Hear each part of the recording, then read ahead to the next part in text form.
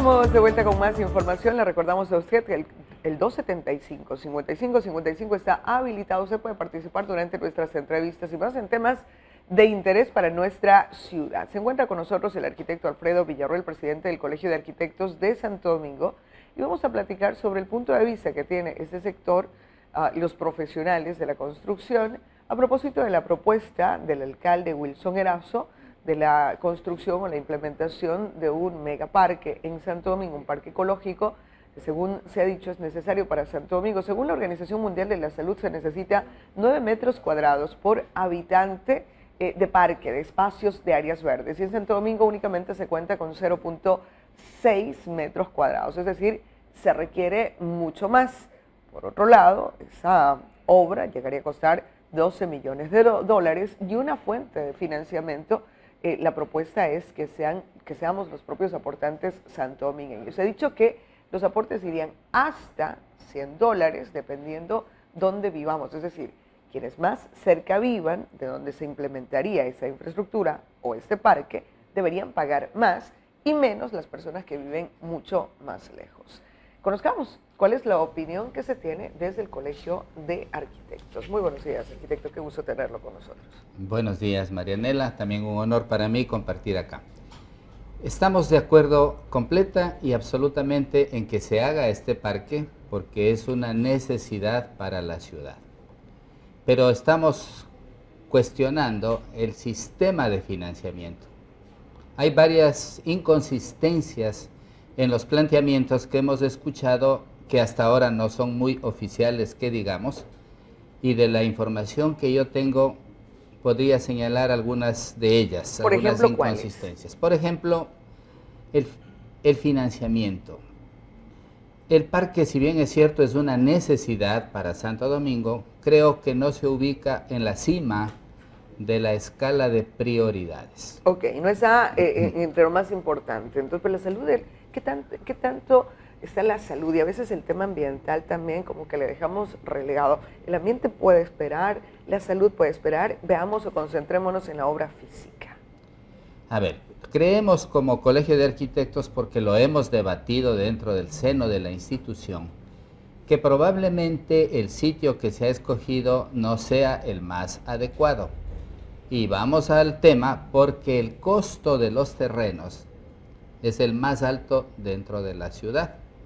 Y el propio alcalde se ha pronunciado sobre ese tema de que no convendría invertir demasiado dinero en un terreno que es muy caro, cuando en otras ciudades de Latinoamérica, y puedo darle algunos ejemplos, este tipo de parques se ubican en la periferia o en la zona urbana, pero no precisamente en el centro de la ciudad. Ahora, hay ejemplos como los que usted cita, que en realidad hay parques fuera, como hay otros en los que se cita que hay parques al interior de la ciudad. Y si la contaminación se está dando al interior de la ciudad, la lógica nos lleva a pensar que es interesante una propuesta de parques al interior de la ciudad. Usted ha mencionado dos palabras claves. La una habló antes de la salud y ahora me habla de la contaminación. Entonces, allá hay que encaminar los esfuerzos a remediar el tema de salud y a remediar el tema de contaminación.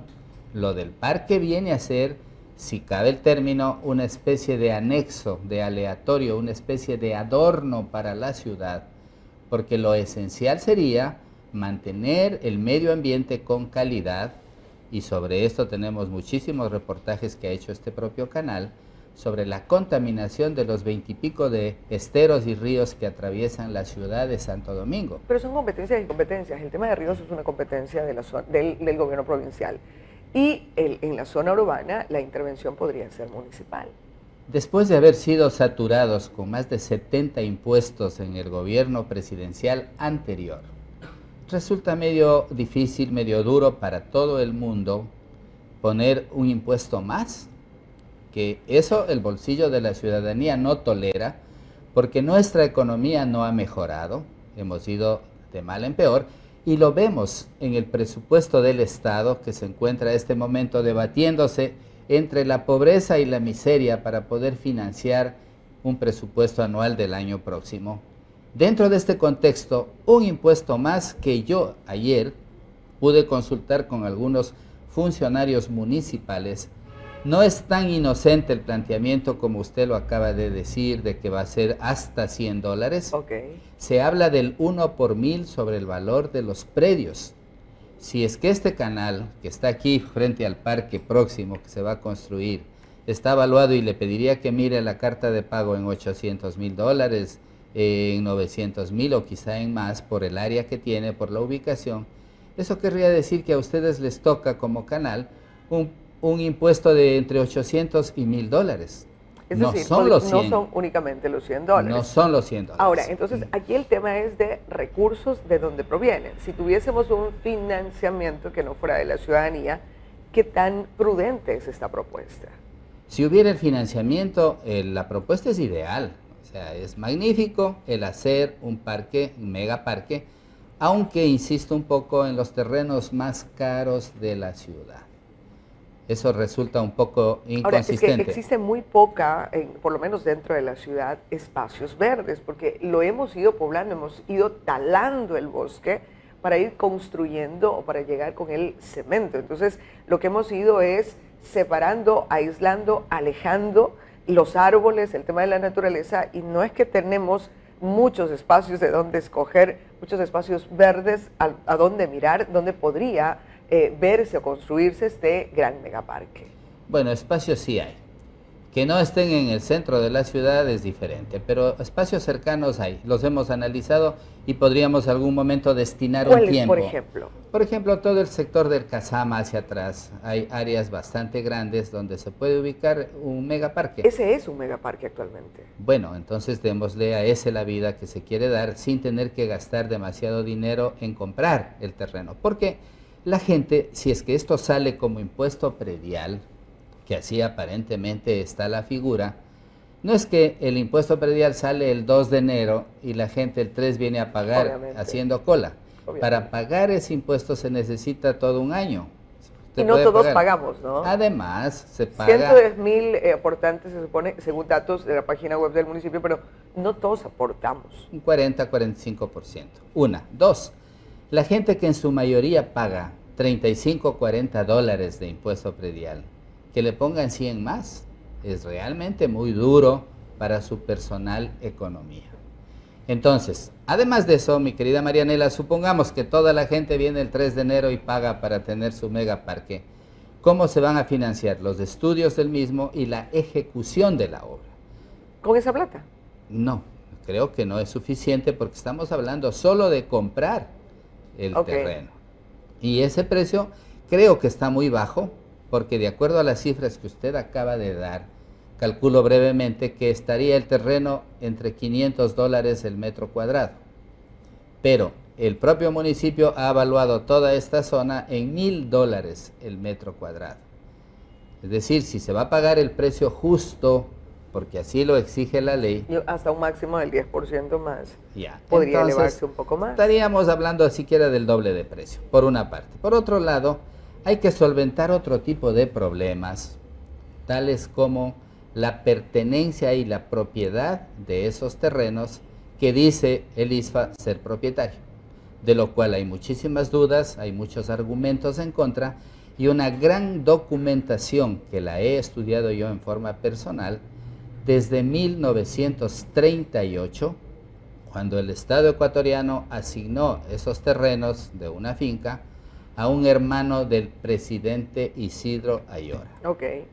Hay la documentación, se ha estudiado la historia, posteriormente, 10 años después, no Isidro, sino el hermano de Isidro Ayora vendió esa propiedad a la familia Ontaneda y posteriormente hubo una especie de descuido por parte de esta familia que permitió la invasión, por un lado. Por otro lado, el propio Ontaneda padre empezó a cercenar terrenos y a venderlos parcialmente.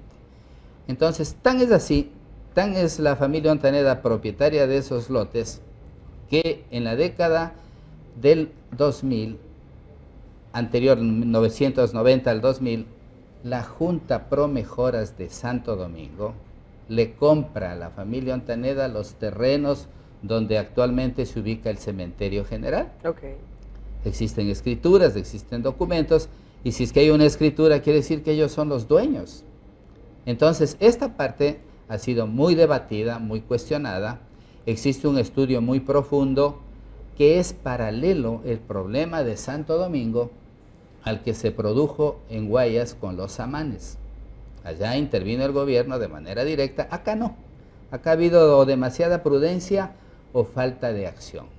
Pero yendo a lo del parque, nosotros sí pensaríamos que existen otras alternativas. Y si se está hablando tanto de la APP, la Alianza Público-Privada, podría funcionar porque esta figura ya se planteó, aunque no se la ejecutó, para el famosísimo Parque del Agua que quiso hacer el alcalde anterior y que no lo hizo, pese a que si usted va al sitio va a encontrar un rótulo inmenso que dice, aquí se construye el Parque del Agua. Ahora, son conceptos distintos porque en todo caso la infraestructura en el Parque de Agua era una infraestructura diferente, podía usted llegar a cobrar un valor determinado, o el gobierno municipal iba a pagar anualmente, con su presupuesto. En este caso debería ser por ese lado la APP, o qué alternativa, cómo se financia, porque la APP quiere invertir, pero va a recuperar su plata. ¿Quién le va a pagar? Va a tener que pagarle el usuario cada vez que entra al parque, o va a tener que pagarle igual los santodomingueños a través del presupuesto municipal. Finalmente terminaríamos pagando a los santodomingueños. Efectivamente, pero si este momento se pone un impuesto y medio fuerte, porque no estamos hablando de cifras menores, habría dos figuras dentro de la carta de pago al impuesto predial. La una que sería un impuesto directo, pague durante ese año y punto. Okay. Y la otra que sería incluirlo en la contribución especial de mejoras, que primero la ley la establece para obras ya ejecutadas. No establece la contribución especial de mejoras como un préstamo que la ciudadanía le va a hacer al alcalde para que compre un parque. Entonces, además, supongamos que se ponga en este segundo rubro, ese impuesto se lo paga prorrateado en 10, 12, 15 años. Y cuando se va a comprar el parque, tendrá el alcalde que reelegirse 2 o 3 veces para que dentro de su administración pueda ejecutar la obra. Esa es la pregunta del millón. Seguimos pensando en propuestas de autoridades puntuales, es decir, un alcalde, y no en propuestas de ciudad, que alguien que venga puede continuar con el proceso. Es que hemos visto, Marianela, y usted más que yo, porque usted ha estado hasta vinculada con el gobierno municipal, que ningún alcalde continúa lo del anterior.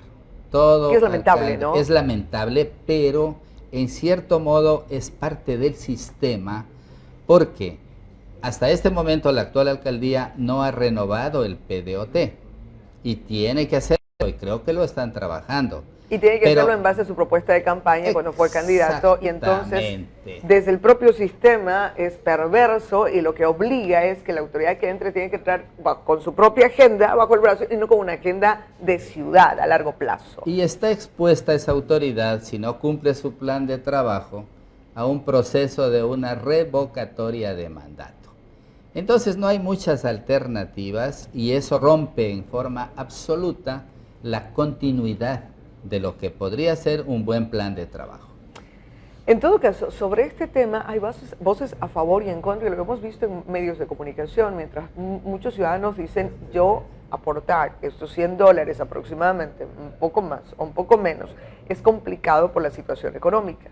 Algunos sectores, especialmente el tema comercial, han dicho, si esto aporta, y ahí se está pensando también un gran centro comercial popular, nosotros podríamos llegar a aportar. ¿Se ha debatido suficiente este tema?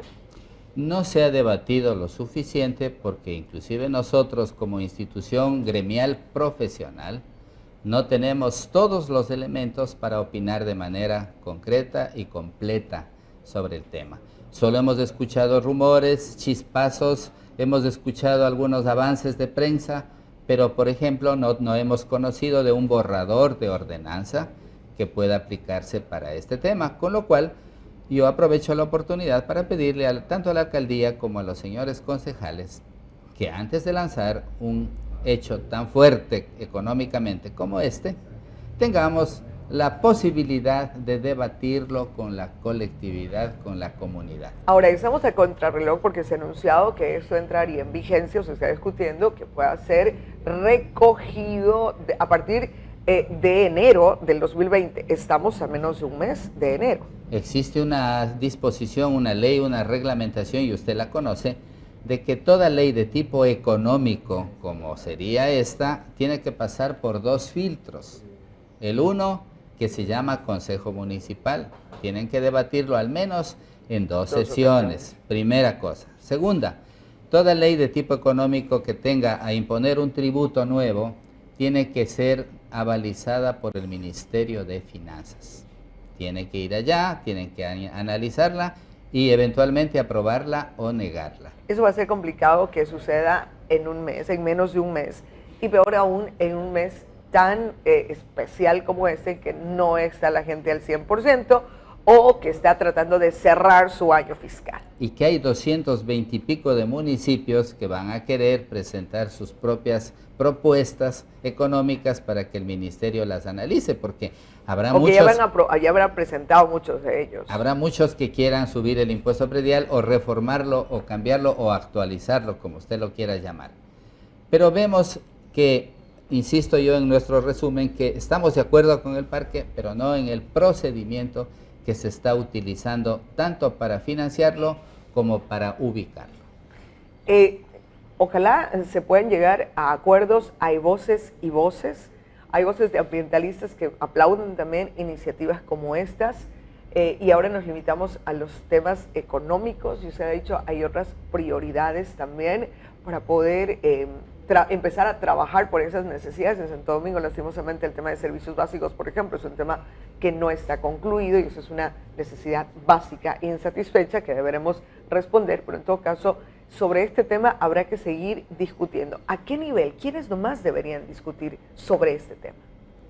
Aquí es un tema urbanístico, en el cual nosotros los arquitectos urbanistas tendríamos voz y deberíamos tener voto para poder orientarle a nuestra autoridad. ¿Qué tanto se están sintiendo incluidos en esta administración? De ninguna manera, no estamos siendo incluidos en nada. Teníamos alguna propuesta para que el colegio pudiera participar con una entidad colaborante para el tema de la aprobación de planos.